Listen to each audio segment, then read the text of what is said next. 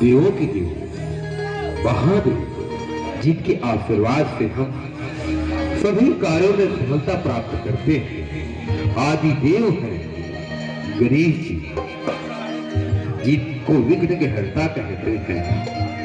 और उनके आशीर्वाद से हम समस्त कलाकार सभी कार्यों में सफलता प्राप्त करते हैं। हिंदू धर्म के अनुसार सबसे पहले पूजनीय गणेश जी को माना गया है, जो विघ्न के हर्ता के साथ ही साथ सभी कार्यों में हमें सफलता देते हैं और बुद्धि के दाता हैं। तो आइए देव के देव गणेश जी की जोरदार जयकारे के साथ कार्यक्रम प्रारंभ करते हैं। बोलो गजानन स्वामी की।